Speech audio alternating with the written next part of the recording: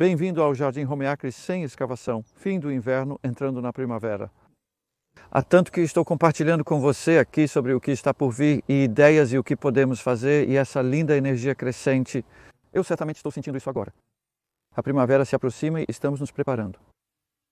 Antes de mergulharmos no assunto, se você quiser me ouvir pessoalmente sobre o método sem escavação, darei 2 palestras nos dias 23 e 24 de fevereiro nos lindos jardins de Tree Bar, próximo a Falmouth, em Cornwall. Estou fazendo um curso de um dia em Madrid, em 2 de março, e uma pequena turnê em Suffolk, no segundo fim de semana de março, em vários locais. Então vamos ver o que está acontecendo aqui. A propagação. É por isso que estamos começando aqui, porque lá fora ainda é muito cedo para semear sementes diretamente, mas você pode fazer muito do que eu chamo de disfarçadamente. Isso pode ser feito em uma estufa ou, na falta dela, em um túnel de polietileno. Se você não tem nenhum dos dois, o que estou fazendo agora, já que fizemos muita semeadura ontem? As bandejas não estão aqui, pois estão na casa. Faço a primeira fase da germinação por cerca de 1 semana, aproveitando o calor extra da casa, especialmente à noite, para germinar as sementes. Quando eles precisam de luz, tenho a sorte de ter essa estufa, então vem para cá. Essas são algumas semeaduras realizadas anteriormente. Essas não são semeaduras regulares, pois sempre digo para não semear em janeiro, mas fizemos isso para testar composto. E tem sido realmente interessante porque essas 6 bandejas de nabos são todos compostos diferentes e os resultados são bastante semelhantes. Isso é encorajador para quem assiste, pois não é necessário se preocupar demais em conseguir o composto perfeito e estéril. Algumas pessoas dizem que é necessário, mas não é. Geralmente é apenas composto de jardim comum. O segredo, para mim, é ter uma boa bandeja. Por isso, projetei essas bandejas com tamanhos de 15, 30 e 60. Ao semear, nós as enchemos bastante, apertamos firmemente e então uso isso. Essas são bem caras, mas para mim valem a pena se você está fazendo muito. Basta empurrar para baixo e fazer os buracos de costura. Sabe, você poderia fazer o seu próprio? É apenas encontrar métodos que funcionem, porque eu faço muito, tudo o que eu cultivo aqui, exceto cenouras e pastinacas, começa a vida aqui. Vejam esses tomates escondidos ao fundo. Olhe isso, loucura. Isso definitivamente não é de semente. Não plante seus tomates aqui. Eu planto os meus em 10 de março, mas este é de uma muda que fiz no inverno. É uma variedade que você não consegue mais encontrar. E é um híbrido, então não vai crescer verdadeiramente a partir de uma semente. Isso é rosada. Assista aos vídeos que postamos sobre o assunto. Este teste revelou diferenças significativas. 3 compostos distintos e sementes de cebola armazenadas em casa foram semeados simultaneamente. Tudo é igual, exceto pelo composto. Então isso é um pouco de composto bom que você pode comprar sem a turfa. Este é o caseiro que fazemos aqui. Este é um composto que me deram com 10% de composto de minhoca e 90% de composto lenhoso. Quer dizer, todos são bons. Se eu tivesse qualquer um desses isoladamente, eu já ficaria feliz, mas este se destaca. E o que tem nele, você vê aqui. Isso é Homeacres, uma peneira de compostagem de aproximadamente 1 ano, com cerca de 5 milímetros. Adam está fazendo um pouco disso agora. Veremos o resultado conforme avançarmos. Então, isso é 60%. Então, colocamos isso ou aquilo. E acredite, ambos são lascas de madeira. São lascas de madeira de 4 anos, bem secas, ótimas para misturar em vasos como meio de cultivo. E isso são lascas de madeira mais jovens. Isso é um pouco lenhoso, na verdade, mas, sabe, isso é aceitável para usar. E eu usaria isso um pouco menos. E o que ele faz é reter um pouco de ar ali, assim como esse lindo composto de minhocas. Então isso são excreções, humus ou vermicomposto de minhoca, muitos nomes para descrever a mesma coisa. E você pode ver como ele tem essas pequenas protuberâncias, que é exatamente o que você quer. Se a mistura de composto for muito fina, ela tende a se compactar excessivamente. O que precisamos é de ar na mistura. E essa combinação funciona, estou descobrindo que funciona muito bem. É uma mistura caseira, é ótimo estar fazendo isso. Esta cama é uma das minhas favoritas em Homeacres, porque não é grande, é 1,3 por 2,2 metros. Anualmente colho uma grande variedade de vegetais. Então eu apenas coloco esses paus para indicar os espaçamentos que usaremos nas fileiras ao longo da cama. Isso é para plantar em 5 semanas, ainda não. Estou apenas pensando à frente. Estou trabalhando com Fruit, um desenvolvedor de aplicativos, e você terá acesso a algumas informações sobre isso. Vamos ver se conseguimos integrar isso como você poderia fazer isso em um telefone. digamos, quando você tem um planejamento de aplicativo, essa fase de planejamento. Ser claro sobre o que você vai fazer ajuda de fato. E então, olhando para frente, isso não é algo que estamos fazendo ainda, mas é algo que fizemos por causa de ter, isso é um pouco de vento, né? Plantas prontas. Então, na verdade, essas estão quase grandes demais. Eu posso ver como nessas pequenas células, com não muito composto, estamos obtendo uma bela planta. As raízes estão realmente ansiosas para chegar lá embaixo. O que tenho feito é cavar buracos com este cavador de cabo longo. Você pode fazer o seu próprio ou comprá-los. Um par de links serão colocados para o plantio. Coloque-o bem fundo. E então, com o tecido por cima, a planta fica meio que abaixo do nível. Esses não foram colocados fundo o suficiente e tendem a quebrar com um pouco de vento. Então eu estava apenas espaçando, é como se chama, onde você mantenha algumas plantas. Não se preocupe se sobrarem na hora do plantio. Se você tiver lacunas, tente manter seus canteiros bem cheios onde for possível. Preparar esses canteiros dá muito trabalho, sabia? Você os quer assim. Então, essas plantas que vimos no último passeio, na verdade, as plantas de salada que estivemos colhendo durante todo o inverno, não muitas em janeiro. Janeiro é o mês mais magro, talvez 2 vezes em todo o mês, na verdade, porque tivemos algum tempo frio. Chegou a -8. Aqui dentro chegou a -7 graus centígrados, isso é 19 graus Fahrenheit. Então, você sabe, tem estado bastante frio às vezes. Cobrimos essas plantas com um fleece quando faz muito frio. Acredito que isso agora é história. Está ameno. Você pode estar se perguntando, nossa, é um crescimento incrível para 14 de fevereiro. É incrível olhar para estes, mas eles mudaram muito na última semana por causa do sol que apareceu pela primeira vez. Esta é mostarda de renda vermelha. O favorito no momento, meu favorito por causa da cor. Só fica com essa cor tão forte assim no final do inverno, início da primavera. E então começa a pensar em florescer e você perde essa cor e ela fica mais pálida. Mostarda de babados verdes e dragão vermelho, mais renda vermelha. Então minha alface favorita. Essas sementes são seguras para casa, já que é difícil comprá-las atualmente. Mas se você conseguir uma alface, pode guardar muitas de suas sementes. Vermelho Grenoble. Isso está colhendo maravilhosamente. Retiramos as folhas externas. Como eu poderia apenas fazer uma demonstração rápida aqui, na verdade, porque essa é realmente uma bem fácil. Então, basicamente, isso é incrível, porque eu não colhi essas na semana passada. Então, aí está, é basicamente isso que cresceu em uma semana. E estou muito feliz com isso, pois tem sido tão suave. Vamos colher esses amanhã e depois temos algumas endívias. Estamos prontos para colher os vegetais que estão muito baixos no chão no momento, folha externa. Então, tudo isso é como espero que o jardim fique com a chegada da primavera. No momento está bastante vazio. O solo não está vazio, pois está todo coberto com composto, clássico sem escavação. E colocamos lascas de madeira nos caminhos.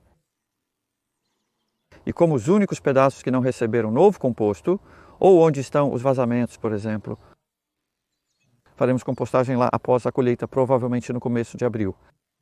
E aqui onde esta manhã eu acabei de colher essas pastinacas, deixei aqui para mostrar porque é muito interessante. Essa foi a 0,8 metros quadrados. E são 9 quilos de pastinacas. Isso é 5 quilos de comida densa por metro quadrado. E eu, na verdade, lavo-os após a colheita. Serão usados dentro de um mês e vão se manter. Quando cultivadas em solo fértil, as coisas se tornam fortes, saudáveis e se conservam muito melhor. Esses se mantêm no meu galpão, como eu chamo. É apenas um galpão de tijolos. O ar é úmido, isso ajuda. Deixei este aqui sem limpar e com a terra de propósito para você ver. Olhando de perto, pode-se notar pequenos buracos no solo. A homeostase está com um perfil mais escuro. E chegamos ao solo nativo, você poderia dizer. Enriquecido com composto, pois minhocas movimentam a matéria orgânica para baixo. E o solo abaixo está bem aerado, e eu sei que deve estar, porque tivemos tanta chuva neste inverno. Tivemos alguns eventos bastante extremos, como uma polegada de chuva em 1 ou 2 horas, que você nunca vê água parada aqui. Tudo se infiltra maravilhosamente. E o composto protege o solo.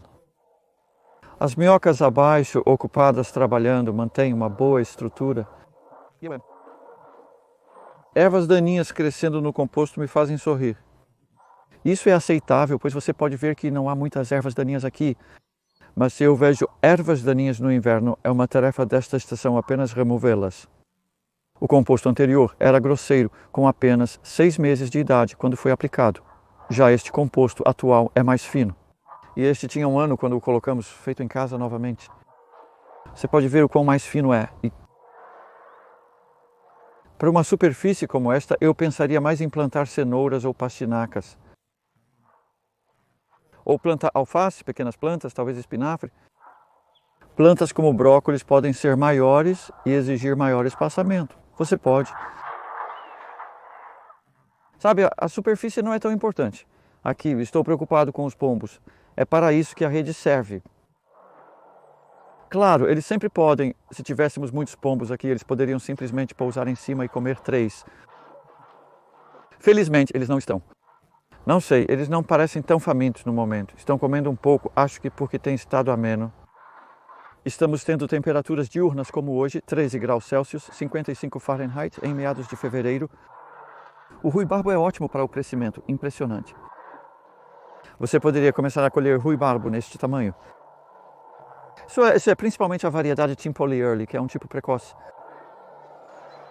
Desculpe o barulho, os agricultores estão aparando as sebes.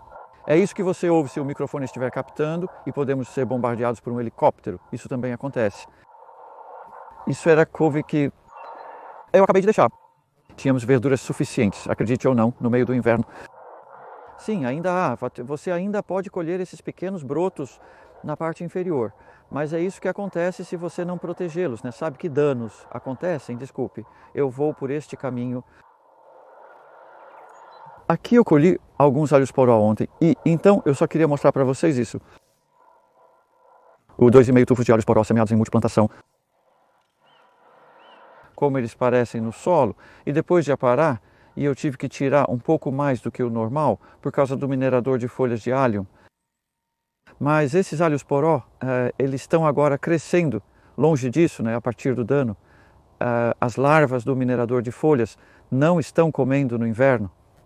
Acho que vão eclodir em algum momento, em maio. Estou em março, desculpe. E estou preocupado com minhas cebolas e cebolinhas e alho daqui para frente. Simplesmente não tenho certeza do que fazer porque não quero ter que proteger tudo. Você sabe, tira a diversão da jardinagem. Não parece tão bom. É outro monte de trabalhos. Então veremos o que acontece. Isso é alho aqui que plantamos em outubro, de pescoço mole. Essa é a diferença entre alho de pescoço mole e duro. O pescoço mole é menor.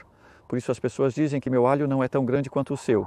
Talvez seja assim porque é de pescoço duro, então você vê o lado diferente.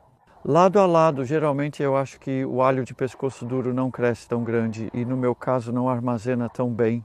O de pescoço mole que ainda está firme e está pendurado na casa para se manter seco. Isso será bom até maio, provavelmente essas são favas, isso é bastante excepcional. Novamente por causa do inverno ameno plantado em janeiro, mostrado no dia 10 de dezembro. Na estufa sem calor, apenas subiu lentamente, colocou no chão por volta do dia 20 de janeiro. Uau! Você vê, eu dei a eles muito espaço. É aqui onde o faça algum dever de casa sobre o espaçamento antes de começar a fazer seu plano de unidade. Olhe todo o espaço aqui. Na verdade, ainda não tenho um plano definido, mas tenho muitas ideias e conheço meus espaçamentos. Esses tipos de informações ajudam a saber quantas plantas você precisaria para preencher um canteiro, por exemplo. Aqui temos centeio e é assim que tudo ficaria se estivesse indo de acordo com o plano. E você pode ver que algumas dessas camas não estão com uma aparência brilhante e isso é em grande parte por causa do verme-fio. Temos muitos vermes-fio nesta área que gostam especialmente do centeio usado para fazer pão.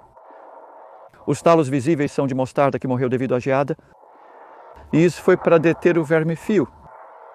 Faz diferença, mas não o bastante. E também temos coelhos. Então é isso que está pastando o centeio ali, bem onde a rede se soltou. Na verdade, não estou muito preocupado com isso porque notei que eles fizeram o mesmo no ano passado. Eles estão mais famintos que o normal no momento. Então eles deixam isso de lado e o centeio volta. Aqui temos um novo sem escavação. Então o que você está vendo até agora é que essas eram camas feitas há 1 ano. Este é um terreno que era há um mês atrás, assim como o que você vê ao redor, eu chamo de pasto cheio de ervas daninhas. Então é gramas ásperas, dente de leão e, acima de tudo, botão de ouro rastejante. Temos muito botão de ouro aqui e você pode ver, e os dentes de leão, na verdade os dentes de leão aqui, já estão aparecendo. Então esse composto está aqui há 2 semanas e eu recebi uma carga de 2 metros cúbicos deixada aqui por um pequeno caminhão. Adam espalhou isso. O mesmo procedimento é feito para o composto de cogumelos por cima. No total, são 4 metros cúbicos distribuídos em aproximadamente 60 metros quadrados. Isso é muito complexo, mas para começar é apenas uma dose inicial. Não é como se fosse sempre. Posso comprá-lo por um preço razoável. Deve ter cerca de 80 quilos de composto ali. Não sei como isso soa para vocês. Pode parecer muito, mas se você pensar em quanto alimento pode cultivar em uma área como essa, acho que vale a pena. Isso não é todo ano, sabe? Todo ano estamos colocando apenas essa quantidade de novo composto. Esse é um composto totalmente distinto. Quando falo em composto, refiro-me a todo tipo de material variável. Não se preocupe se o composto parecer imperfeito ou tiver pedaços de madeira. Raramente fica perfeito. Até o composto de minhocas aqui. Então isso são excreções de minhoca. Quando peneiramos, é como o que você viu na estufa no início. O material é lindo, mas nossa luta atual é secá-lo o bastante para passar pela peneira. O composto de minhoca é úmido por natureza, pois as minhocas preferem viver assim. Elas não apreciam composto seco nem mesmo em sua superfície. É do meu minhocário subterrâneo. Você pode ver um pequeno vídeo que postei sobre como o colocamos para funcionar. Você obtém esse belo resultado, um composto realmente poderoso. Devido às ervas daninhas crescendo lá, vamos colocar plástico preto. Pegaremos esse polietileno daqui. Isso é reutilizável e já foi usado várias vezes. Este plástico já tem 4 anos, por isso tem alguns buracos, o que é totalmente aceitável. E o que está aqui desde novembro, novamente, por causa desses botões de ouro, esta área era apenas botões de ouro sólidos. E quero um campo de flores silvestres como era há 2 anos. No ano passado, tivemos algumas flores silvestres, mas as botões de ouro dominaram. Isso aconteceu em novembro. Você pode ver onde tivemos que tirar partes para conseguir espaço e colocar o composto de minhocas. A maioria das botões de ouro e gramíneas estão quase mortas. Porém, um pouco de grama nova crescendo é um sinal. Se você ver isso, vai ficar verde, mas atrasou. Muitas flores silvestres germinaram aqui. Há também algumas plantas perenes de flores silvestres. E eu quero espalhar mais algumas sementes de flores silvestres lá, para que, se tudo correr bem até maio, junho será essa linda faixa de cor. E algo que resgatamos de lá esta manhã. Adam estava dando uma olhadinha naquele lago. Esse é um lago úmido seco. Não é sempre. Uma semana atrás estava muito cheio de água. Já baixou bastante. Ele achou ovos de rã que secaram devido à queda do nível do lago. E olha isso. Então ele moveu para cá e isso foi no dia 14 de fevereiro, dia de São Valentim. Este é o momento tradicional em que os sapos estariam acasalando e depositando seus ovos. Isso já foi colocado há bastante tempo. Eles provavelmente estão nisso há cerca de 10 dias. Este pequeno lago que você vê é, na verdade, um projeto do Adam. Ele é brilhante em trazer plantas para enfeitar o local. Também vamos semear flores silvestres ao redor da borda. Devido ao clima ameno, temos adicionado mais do que o normal à pilha de compostagem, resultando no tamanho atual. Os dois estão cheios, por isso colocamos ferro corrugado, que foi providencial devido à chuva intensa. Sem isso, teria ficado encharcado. É realmente bom cobrir o composto finalizado. E o monte atual, que continuamos enchendo, não cobrimos por ser muito trabalhoso tirar e colocar a cobertura. Mas olhe para a temperatura. Novamente, para fevereiro, isso é bastante notável. Está tão alto quanto eu quero, na verdade. E em parte isso é porque a grama cresceu. Então você pode ver a grama sendo cortada ali e misturada com um pouco de papelão, papel, qualquer resíduo marrom que esteja disponível, incluindo lascas de madeira. Isso tem apenas há cerca de 8 meses, na verdade. Isso é peneirado para retirar os pedaços maiores. Quero pedaços pequenos de madeira na pilha e sim, tudo vai para a compostagem, inclusive as ervas daninhas. Isso deve durar mais 3 semanas. E então precisaremos esvaziar, encontrar um lugar para colocar, sabe? Eu posso encontrar mais camas para compostar para usar isso. Há uma boa tonelada de composto lá dentro. É uma ótima maneira de fazer composto. Vamos dar uma olhada rápida aqui. Eu quero te mostrar Este é um site tão agradável. Sabe, primavera, isso é a azedinha perene que está voltando à vida.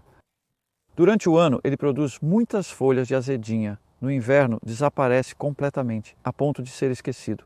Se a raiz estiver lá, colocamos um pouco de composto na cama e ela volta. E logo além está a alface de cordeiro, que é na verdade uma semeadura. Então isso é semeado em setembro e tem sido colhido durante o inverno. Assim como o cerefólio aqui. O cerefólio é uma excelente erva de inverno. A lã apenas ajuda, mas não é essencial para a sobrevivência dos coelhos. Eles gostam de cerefólio, que também serve como boa proteção. Tem um sabor suave e delicioso de anis. O alho teve a mostarda semeada. Durante o último tour, vimos a mostarda meio morta pela primeira geada. Já tivemos geada suficiente. Temos geada suficiente aqui apenas para matar a mostarda. Você pode semear a mostarda e plantar o alho no final de setembro ou início de outubro. Então a mostarda morre e você fica com o alho. Agora vamos abordar mais sobre compostagem e o cultivo em vasos. Você pode ver, este é o lugar onde Adam esteve trabalhando esta manhã, a peneira. Você pode conseguir esses na internet por cerca de 60 libras. Isso é chamado de peneira de 12 milímetros. Este é um que talvez tenha 10 milímetros. Está funcionando bem. Esse composto tem 1 ano, é um dos melhores e mais antigos que temos. A peneira retira todos os pedaços de madeira, mantendo o composto bom. Então isso é para o plantio. Nunca peneirou o composto que colocamos nos canteiros. Simplesmente não é necessário, como pode ver aqui. Muitos pedacinhos de madeira. Ótimo. Obviamente dentro do razoável. Também não quero lascas de madeira no canteiro. É encontrar esse equilíbrio. Essas couves de Bruxelas são tão fofas. Antes de filmar, estávamos olhando isso e Nicola estava maravilhada com as pontas das couves, chamadas de rei de Bruxelas. E curiosamente, os pombos, você pode notar que eu estive comendo as folhas e as fezes de pombo também, mas eles não parecem estar comendo estes, o que me encanta porque é uma das maiores delicadezas que você pode saborear, o gosto suave de uma couve de Bruxelas.